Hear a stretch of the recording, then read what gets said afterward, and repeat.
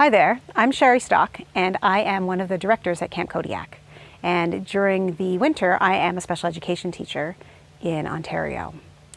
And today I want to talk to you about the 4 P's of behavior management. And that is praise in public, punish in private. And if I'm missing all my good friends, I know they're up ahead just around the bend. Tomorrow is sweet, cause we're all gonna meet at Kodiak. For us at Camp Kodiak, public praise takes the form of merit announcements. Every lunch and dinner time, at the end of the meal, staff members are invited to come up to the front, to the microphone, and make a merit announcement for something that they saw that day that was praiseworthy. And the merit announcement can target an entire bunk group, like, this cabin did a really great job in basketball, they were passing really well and showed wonderful sportsmanship. Or it can be an individual merit announcement to acknowledge a camper who has met a goal, overcome a challenge, pushed their limits in some way. The announcement is made, the entire camp applauds and cheers and really recognizes the success that camper experienced that day. In a smaller way, many cabins do these types of merit announcements and public praising during their evening bunk meetings, when everybody, campers and staff, are given the opportunity to acknowledge one of the people in their cabin group who has done some sort of a kindness that day, or who has who has accomplished something that maybe they didn't think that they could accomplish. And the whole cabin has an opportunity to acknowledge that success and really recognize the camper for the wonderful things that they do every single day. Our philosophy at Camp Kodiak is that all interactions with kids need to be grounded in respect for the child and uphold the dignity of the child. And so while it may seem like an easy win to use merit announcements and other forms of public praise to bolster the self-esteem of the child, we need to keep in mind that individual people are different. And for some kids, that public praise may be very, very uncomfortable. That might be because they're shy or they're socially anxious, or unfortunately for some of our kids, it may be because their self-esteem is really, really poor. They've had so many negative experiences, they've made so many mistakes that they just don't see themselves as worthy of praise. And so any attempt at praising them feels disingenuous. They just don't believe you. For kids like that, you can't necessarily start with public praise or even private praise. You need to start with recognition. And I like to call these the I notice statements. So they're completely free from judgment. You're just noticing things that are positive, but you're not adding any positive judgment to the I notice statement. It starts with something like, I noticed that you're wearing the sweater that Grandma gave you, or I noticed that you made your bed this morning, or I noticed that you put your dish in the sink. Those are just I notice statements. They're nothing that the child can contest. It is easily proven that what you noticed is correct, and so there really isn't anything for the child to do but to accept that you noticed it.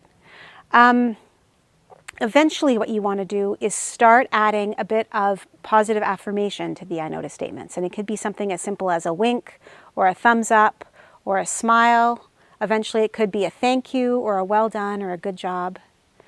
And then the other thing you want to do is you want to start noticing your child with these I notice statements and these early praise statements in front of their peers or their siblings or other important people in their lives.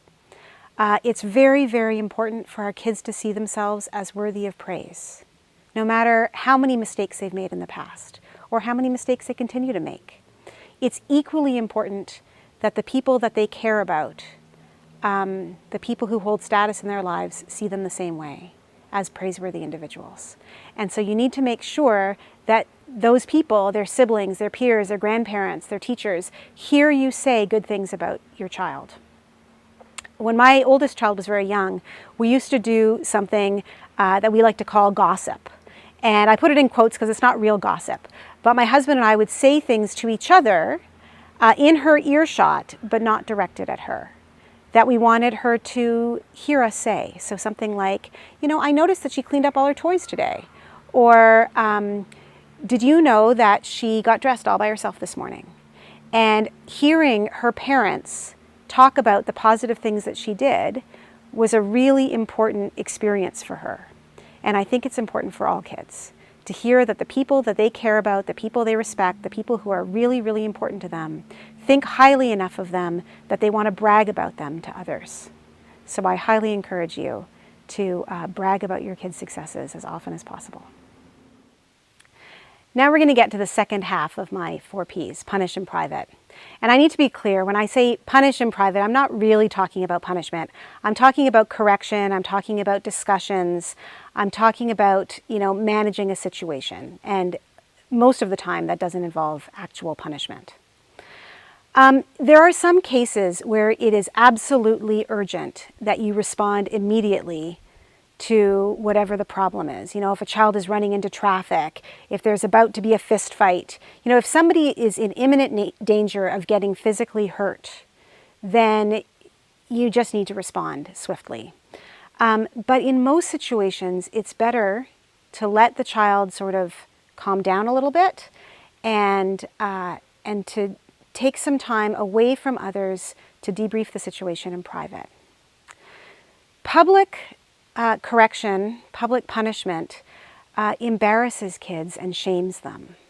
And that should never be part of our goal of correcting behavior. It should never be a goal that kids are embarrassed or ashamed. And very often, if you choose to punish a child or correct them in public, one of 3 things is going to happen. Number 1, they might get so upset with you for putting them in that situation, so upset with you for embarrassing them publicly, that it actually degrades the relationship you have with a child. Number 2, they might be so focused on the unfairness of the situation that all of their attention is paid to this public embarrassment, and they are completely discounting the behavior that they engaged in to cause you to react that way in the first place. Or number 3, they may sort of up the ante. If you've embarrassed them in public, they may double down and try to embarrass you back. And that just escalates the situation. By taking a child aside and having a conversation privately, you're preserving their dignity, you're avoiding embarrassment, and you are maximizing the chance that you're going to get the best out of the child so that they're going to be ready to listen to you, ready to engage in problem solving with you. At camp, most often, we're able to, take a child aside, sit on a rock, go for a little walk, step, a few feet away from where the rest of the group is standing and solve a small problem that way. And if it's a larger problem, then perhaps the privacy of the office is the most appropriate place to do that. The child and the counselor can come to the office and either have a conversation quietly or maybe, include a member of the administrative team to solve a problem, to, address a situation, and to try to correct this behavior and set the child up for success moving forward. Punishing in private has an added benefit as well. Very often, kids have sort of a tally going in their heads of how often they've gotten in trouble versus how often their brother or sister, their friends, their classmates have gotten in trouble. And many kids seem to perceive that they get in trouble more than others, even if that's not actually true. And they will claim that it's not fair, that they're always the one getting in trouble, they're always the one getting spoken to. And if you have a policy of trying to have these conversations with your child in private, then what you can say to them is this: look, you and I right now are having a conversation about a situation or about a behavior that I saw. And we're doing it in private because I don't want you to be embarrassed. And there's a really good chance that your brother and sister don't actually know that this conversation is happening, because I want to respect your privacy. And if that's true of this conversation today, then it's also probably true that there are conversations that I've had with your brother and sister that you don't know about. So instead of trying to keep a tally in your head of who's had more trouble or who's had more conversations with mom or dad, I want you to just focus on what we're talking about right now, and I want you to let me focus on what your brother and sister do, because you're probably not aware of all the conversations that we've had.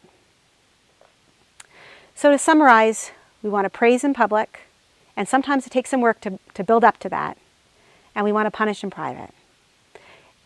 or correct in private. And by doing this, we're going to respect the dignity of our children, we're going to respect their privacy, and we're going to build and strengthen our relationships instead of compromise them. Thanks very much. As always, if you have any questions, please feel free to reach out to us. Bye-bye.